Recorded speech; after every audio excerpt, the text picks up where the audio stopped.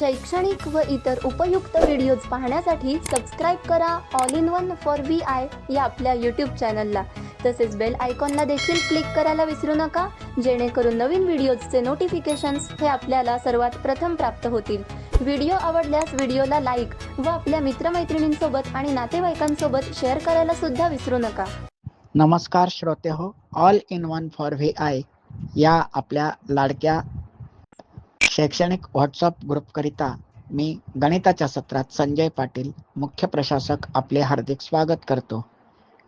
आजपर्यंत आपण बऱ्याच गणितातल्या बाबी बघितलेल्या आहेत आणि आता आपण एकमान पद्धतीकडे वळूया. एकमान पद्धत म्हणजे अनेकांवरून एकाची किंमत काढणे आणि एकावरून अनेकांची किंमत काढणे. या एकमान पद्धतीमध्ये आपल्याला गुणाकार आणि भागाकार या परस्पर विरोधी क्रियांचा वापर करावा लागतो. अनेक वस्तूंची किंमत दिलेली असते, त्यावरनं एका वस्तूची किंमत काढावी, त्यासाठी भागाकार ही क्रिया वापरली जाते आणि त्या एका वस्तूवरून अजून पुन्हा दुसऱ्या अनेक वस्तूंची किंमत काढायची असते. म्हणजे त्याच वस्तू पण त्या अनेक वस्तूंची किंमत पुन्हा काढायची असते, तेव्हा पुन्हा तेव्हा गुणाकार वापरायचा असतो. म्हणजे एकदा भागाकार एकदा गुणाकार असं आपण वापरतो.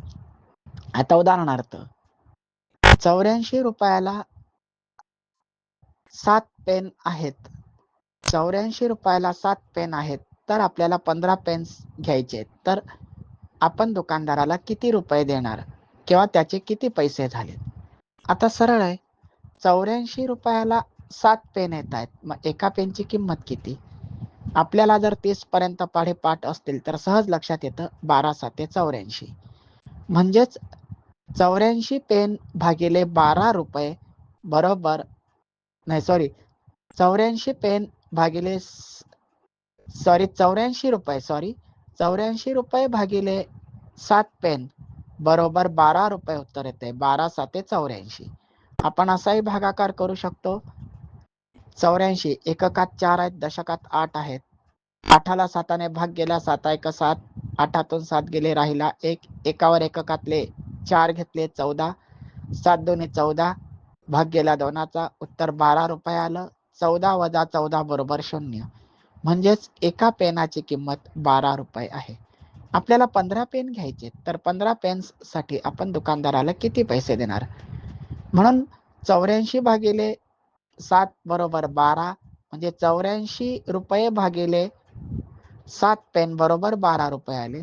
आता 12 रुपये गुणिले 15 पेन म्हणजेच 12 गुणिले 15 असं आपण करू. तर 12च्या एककात 2 आहेत, 15 2 30, 30 0, हच्चाला 1 आला, 15 1 15 आणि हच्चाला 3 आले. 15 2 30, 30 0, हच्चाला 3 आलेले आहेत. 15 1 15, 15 आणि म्हणजे 15ने 12च्या दशकाला गुणलं, दशकात 1 आहे. 15 1 15, 15 आणि हच्चाचे 3 18, म्हणजे एककात 0, दशकात 8, शतकात 1, एककात 0, दशकात 8, शतकात 1. 180 रुपये आपल्याला 15 पेन्स साठी मोजावे लागणार आहेत. 180 रुपये 15 पेन्स साठी. आता दुसरं अजून एक उदाहरण बघूया. 105 रुपयाला आपण 7 वह्या घेतो आहोत. 105 रुपयाला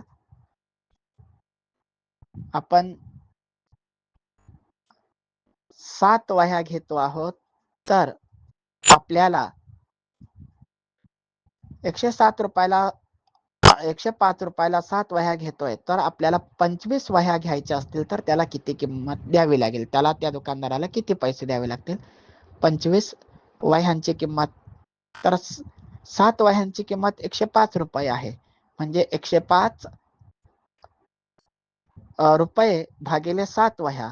आता 15 7 105 आपल्याला सहजच लक्षात यावं की 15 7 105 2 ते 30 पर्यंत पाढेपाठ असल्यास आपल्या हे सहज लक्षात येते. किंवा आपण असंही भागू शकतो, एककात 5 आहे, दशकात 0 आहे, शतकात 1 आहे. एकाला 7ने भाग जाणार नाही, कारण भाजक संख्या ही भाज्य संख्येपेक्षा मोठी आहे. 7ने एकाला भाग जाऊ शकत नाही, म्हणून दशकातला शून्य एकावर धरला तर 10 झाले. 7 एका 7, भाग गेला एकाचा. 10तून 7 वजा केले, राहिले 3. 3वर एककातले 5 घेतले, संख्या झाली 35. 35ला 7ने भागलं, 7 5 35, भाग गेला 5चा. 35 वजा 35 बरोबर 0.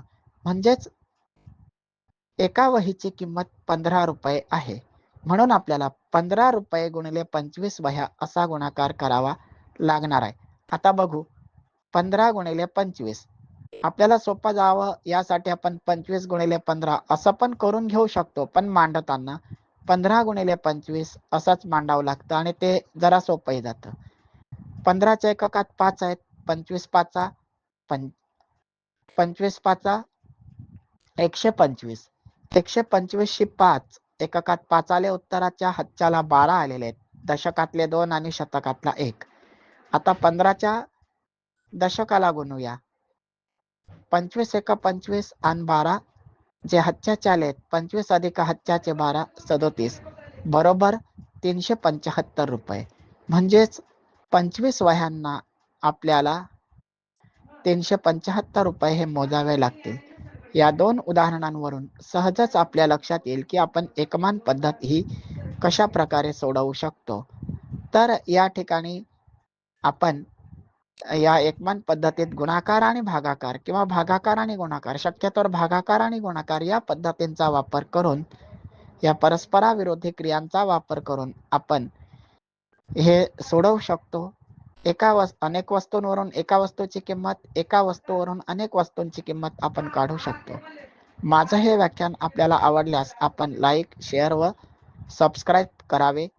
या यूट्यूब चॅनलला, आपल्या ऑल इन वन फॉर VIच्या यूट्यूब चॅनलला लाईक, सबस्क्राईब करावे आणि हे व्हिडिओज आपल्या मित्रमैत्रिणींमध्ये, नातेवाईकांमध्ये शेअर जरूर करावेत.